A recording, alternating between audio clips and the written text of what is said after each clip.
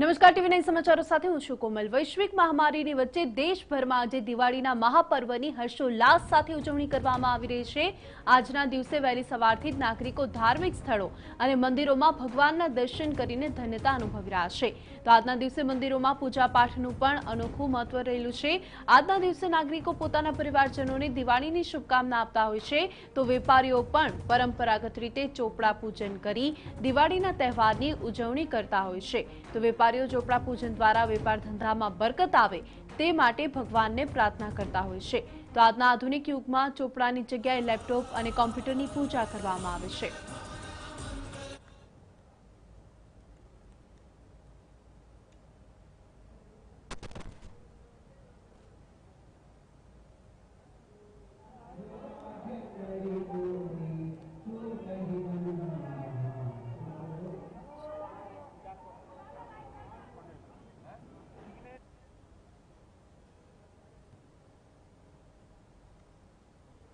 તો આજે દિવાળીનું પર્વ છે અને તમામ જગ્યાએ વહેલી સવારથી પૂજન અર્ચન કરવામાં આવી રહ્યું છે। આ સાથે સુરતથી અમારા સહયોગી બળદેવ સુથાર જોડાઈ ચૂક્યા છે।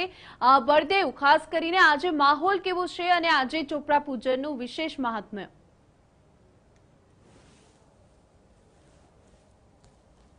અને પોતાની ઓફિસની અંદર ચોપડા પૂજન અને લક્ષ્મી પૂજન કરતા હોય છે। આપણે દ્રશ્યની અંદર જોઈ શકીએ છીએ કે સુરતની અંદર પણ લોકો પોતાના જે રોજગાર ધંધાનું જે સ્થાન હોય છે ત્યાં આખું વર્ષ સારું જાય તે માટે જે પૂજા પાઠ કરવામાં આવતો હોય છે। જોઈ શકાય છે કે દ્રશ્યોની અંદર પોતાના પરિવાર સાથે પણ લોકો પોતાની ઓફિસની અંદર પૂજા કરાવતા હોય છે, જે સાથે સાથે ચોપડા પૂજન કરતા હોય છે, લક્ષ્મી પૂજા કરતા હોય છે, કારણ કે જે આખા વર્ષ ધંધામાં સારું જે વેપાર ધંધો થાય તેને ધ્યાનમાં રાખીને આ પૂજા પણ કરવામાં આવતી હોય છે। દિવાળીના જે પરંપરા જે ચાલતી આવી છે તે પ્રમાણે લોકો છે પોતાના ફેમિલી સાથે પૂજા કરતા હોય છે અને દિવાળીના દિવસે ચોપડા પૂજન કર્યા બાદ જે લાભ પાંચમના દિવસે તેમનું શુભ મુહૂર્ત કરી અને ધંધા વેપારનો શરૂઆત કરતા હોય છે। એટલે કે કહી શકાય છે કે જે રીતે લોકો છે જે પોતાની ઓફિસની અંદર જે પૂજા અર્ચનાનો જે કથા રાખવામાં આવતી હોય અથવા જે પૂજા પાઠ રાખવામાં આવતો હતો, આપણી સાથે જે બિલ્ડર છે તેમની સાથે વાત કરીશું, કારણ કે જે રીતે લોકો પોતાની ફેમિલી સાથે જે પૂજા અર્ચના કરી રહ્યા છે।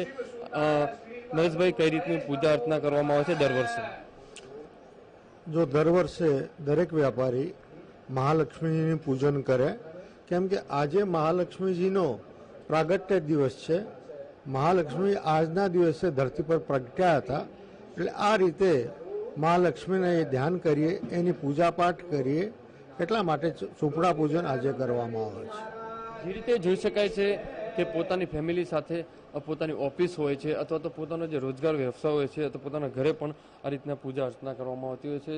આજે કહી શકાય છે કે જે ચોપડાનું પૂજન પણ કરવામાં આવતું, લક્ષ્મી પૂજન પણ કરવામાં આવતું, જેથી કારણ કે જે આખું વર્ષ છે જે રોજગાર ધંધો છે સારી રીતે ચાલે।